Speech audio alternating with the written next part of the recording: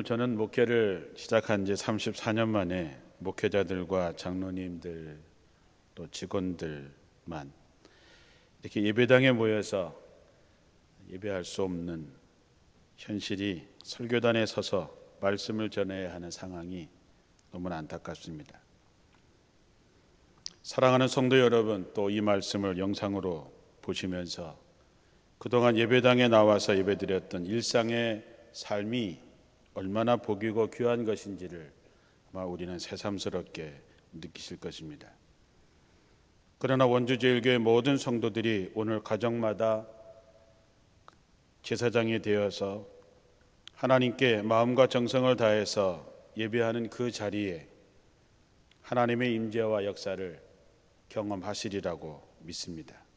또한 여러분의 가정에서 드리는 매일의 기도와 말씀 나눔을 통해 침체되었던 모든 것들이 회복되는 역사가 있을 것이고, 귀로만 듣던 하나님을 눈으로 보는 만남의 역사도 함께하기를 주님의 이름으로 축원합니다. 오늘 말씀은 우리 구약 성경에 나오는 선지자 중에서 가장 위대한 선지자라고 일컬어지는 엘리야가 영적으로 힘든 시기가 있었습니다. 그는 갈멜산에서 850명의 이방 선지자들을 무찔러 승리했던 위대한 선지자였지만, 그러나 그 승리에도 불구하고 자신이 기대하였던 이스라엘의 회복이 생각보다 되지 않았고, 또 이세벨이 자신을 죽이겠다고 달려오는 소식을 듣고 그는 두려움이 생겨서 영적인 침체기를 맞이하게 됩니다. 그래서 그는 하나님께 묻지도 않고 도망을 치게 됩니다. 광야에 들어가서 로덴 나무 아래에 쓰러지고 자신의 목숨을 거두어달라고 하나님 앞에 기도하는 장면도 나옵니다. 갈멜산에서 850대 1과 싸워서 승리하는 그 놀라운 역사, 하늘에 불이 떨어져서 정말 제단에 있던 재물을 살라가는 그 놀라운 기적 같은 일들, 그러나 그런 모습들은 사라지고 패배의 그늘이 드리운 모습이지요. 엘리야도 사람이기 때문에 이세벨이 네 목숨을 내가 가져가겠다라고 선언했을 때 그는 두려워서 도망치게 됩니다. 하나님께서는 먼저 그에게 까마귀를 보내서 필요한 물과 양식을 주시고 위로하시고 토닥이십니다. 우리는 이 모습에서 하나님의 포근한 어머니의 모습을 보게 됩니다. 그러나 육적인 회복만으로 부족하게 되고 엘리야는 다시 도망을 쳐서 동굴 속에 숨어 있게 됩니다. 그때 하나님께서 찾아오셔서 엘리야를 만났던 장면이 바로 오늘의 이야기입니다. 코로나 때문에 교회에서 예배를 드릴 수 없는 상황에 많은 사람들은 오늘 가정에서 어떻게 예배를 드릴까 생각을 해봅니다. 우리가 믿음을 회복하고 영적인 침체를 회복하기 위해서 어떻게 하면 하나님께 세미한 음성을 들을 수 있을까? 그 첫째는 하나님 앞에 서는 것입니다. 하나님께서 동굴 속에 숨어있는 엘리야에게 이렇게 말씀하십니다. 너 어찌하여 여기 있는 거냐? 동굴 속에 숨어있는 것은 하나님께서 지시한 것이 아니고 하나님께서 원하시는 것이 아니죠. 다른 번역에 보면 너 여기서 도대체 뭘 하고 있느냐라고 하나님께서 물으십니다. 이 말씀은 엘리야의 모습은 하나님 앞에 온전히 서 있지 못한 모습을 보여주고 있습니다. 혼자 예배해야 하고 기도해야 되는 이때에 주님께서 우리에게 묻습니다. 너 지금 어디 있느냐? 너는 무엇을 하고 있는 거냐? 라고 묻습니다. 오늘 이 말씀을 듣고 이 영상을 보시는 모든 성도들은 하나님 앞에 제가 지금 어디에 있습니다. 제가 지금 무엇을 하고 있습니다. 라고 대답하셔야 되겠지요. 사랑하는 성도 여러분, 우리가 몸든 제단에서 예배를 드리지 못하고 각 가정에서 예배를 드립니다. 때가 참 어렵고 이것이 언제 끝날 줄 모르는 이때에 우린 언제나 하나님 앞에 서야 됩니다. 그리고 하나님께서 너 어디에 있느냐라고 물으실 때에 너 무엇을 하고 있느냐 물으실 때에 저는 예배의 자리에 있습니다. 저는 예배 드리고 있습니다. 이렇게 대답해야 될 것입니다. 지금 여러 가지로 힘들고 어려운 상황이지만 하나님께서는 우리를 부르십니다. 네가 있어야 될 자리, 네가 서야 할 자리, 네가 무엇을 해야 하는지 하나님께서 물으시고 하나님께서 가르쳐 주실 것입니다. 하나님 앞에 서 있는 엘리야에게 놀라운 일들이 벌어지게 됩니다. 강한 바람, 지진, 그리고 엄청난 불, 이런 엄청난 것들이 엘리야 앞에 펼쳐지지만 엘리야는 그 가운데 하나님이 계시지 않는다라고 하는 것을 알게 됩니다. 정말로 강한 바람, 엄청난 지진, 엄청난 불, 보통 이런 것이 나타나면 성경에 하나님이 나타나신 것입니다. 하나님의 임재가 나타나신 것이지요. 하나님께서 뭔가 말씀하시려고 하는 거지요. 그런데 그 속에 하나님께서 계시지 않았다 그랬습니다. 하늘에서 불이 떨어져서 이방 선지자 850명을 물리칠 수 있었던 것을 경험했던 엘리야입니다.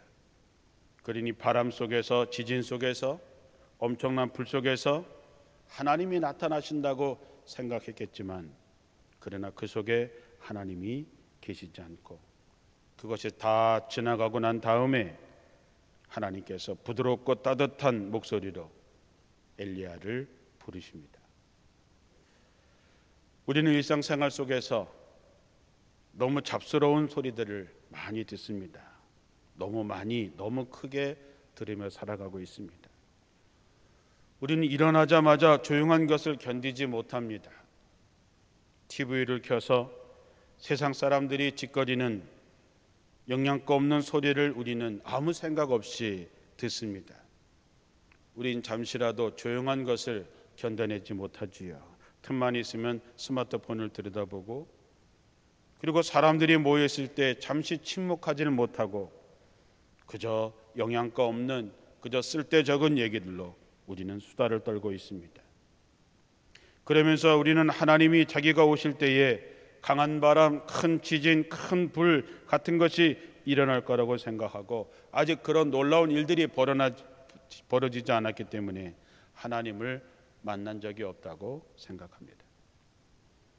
그러나 시끄럽고 복잡하고 큰 소리 속에 있는 것이 아니라 오늘 우리 하나님은 조용하게 부드럽게 세미한 소리로 우리에게 말씀하고 있는 거죠. 다만 우리가 다른 소리가 너무 크기 때문에 잡스러운 생각 때문에 여러 가지 복잡한 생각 때문에 내 내면의 생각이 너무 크기 때문에 우리는 하나님의 세미한 음성을 듣지 못하고 있습니다. 저는 요즘 새벽마다 서재에 혼자 조그만 스탠드를 켜놓고 예배서를 읽습니다. 그리고 기도하고 출애굽기를 읽어 나갑니다. 아무도 없이 홀로 조용히 하는 그 시간이 얼마나 소중한지 그 시간마다 하나님의 임재를 경험하게 되는 것이지요. 사랑하는 성도 여러분, 각 가정마다 드리는 예배, 홀로 드리는 예배 속에 하나님의 세미한 음성을 듣는 여러분들이 되시기를 주님의 이름으로 축원합니다. 세상에 요란한 수많은 일들, 수많은 사건들이 있지만 그 속에서 하나님을 만날 수 없습니다. 세상에서 제시하는 그 어떤 것도 우리에게 진정한 자유와 평화를 가져다 줄 수 없습니다. 왜냐하면 그것들은 하나님이 계시지 않는 역사에 불과하기 때문입니다. 드디어 하나님의 산 호렙산에서 엘리야는 아주 조용하고 부드럽고 세미한 음성으로 부르시는 하나님의 음성을 듣게 됩니다. 그 음성 속에서 엘리야는 진정 하나님을 만나게 됐지요. 주님이 정말 우리에게 하시고 싶은 말씀은 우리에게 들려주시는 세미한 음성입니다.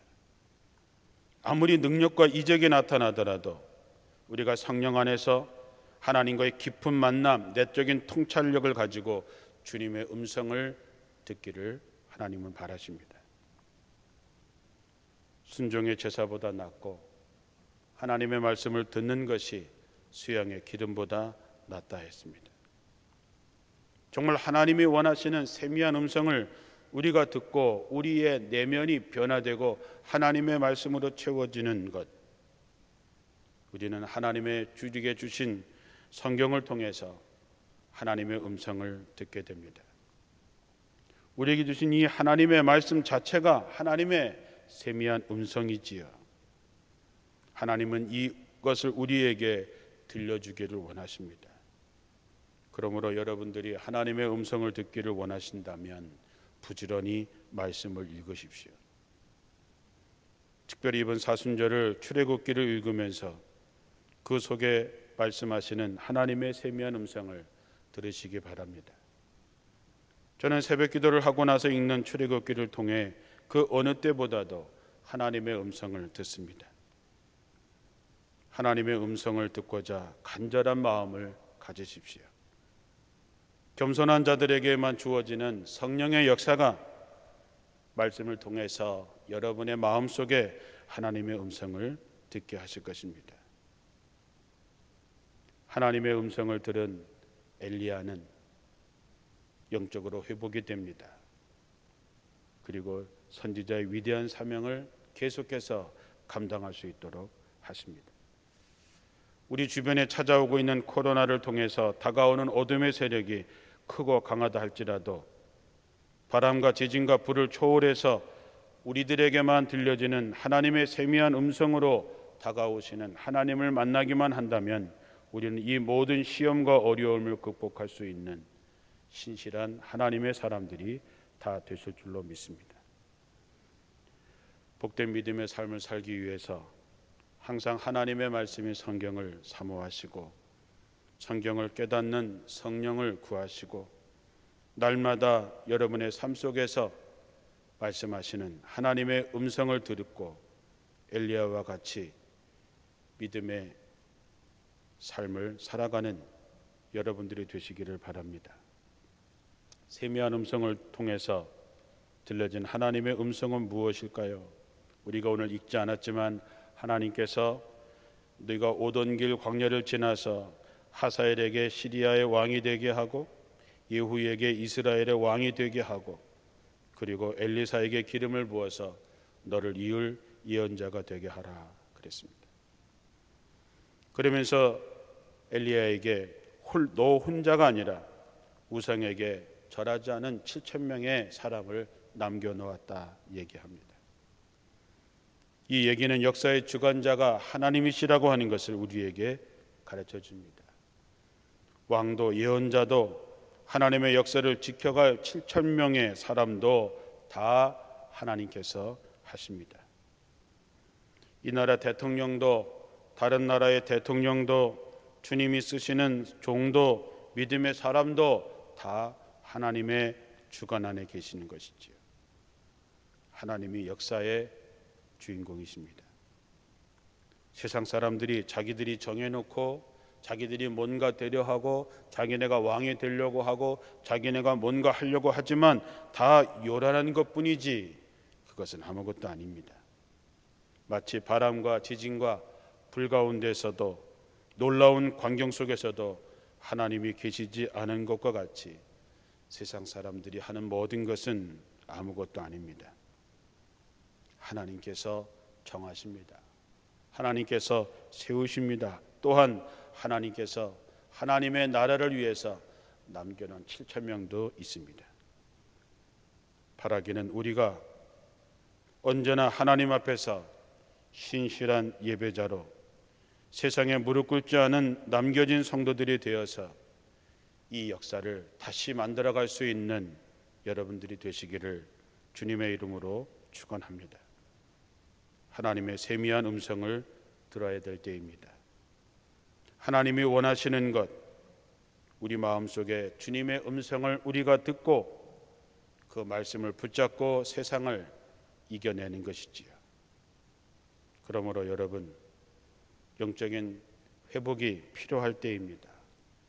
세상의 염려와 근심, 걱정을 내려놓고 주님께 집중하면서 정말로 세미하게 여러분 내면에 주어지는 하나님의 음성을 붙잡고 여러분을 향한 하나님의 마음을 붙잡고 이 세상을, 이 어려움을 잘 이겨내시기를 바랍니다.